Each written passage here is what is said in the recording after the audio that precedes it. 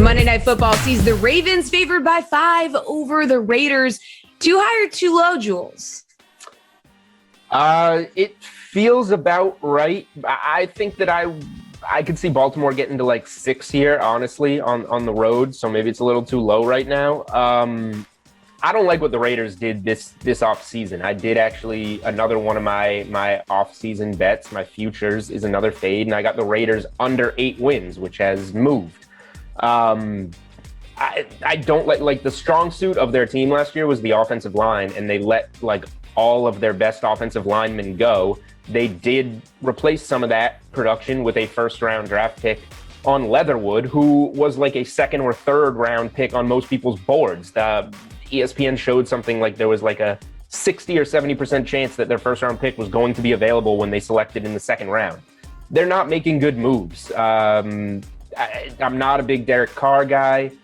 Gruden is not doing a great job this time around in Vegas.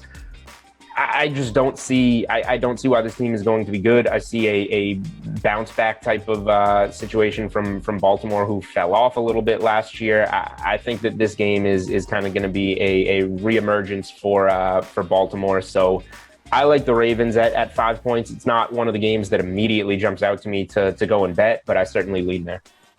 Yeah, Garion, I mean, Raiders going to have their hands full with Lamar Jackson. 2020, he threw for more than 2,500 passing yards, rushed for more than 1,000 yards. How do you feel about the Ravens being favored by 5 over the Raiders? Is that too low for you? No, I'd say, sort of to echo what Julian was talking about, this probably moves to 6.5. Like 5 is just kind of a weird number. And it's going to be a heavily bet game. Obviously, it's a primetime game in week 1. And it seems like more people than not will want to bet Baltimore because there's just this general consensus that Vegas didn't do anything right this offseason. And I don't know if I can, talk anyone out of that viewpoint.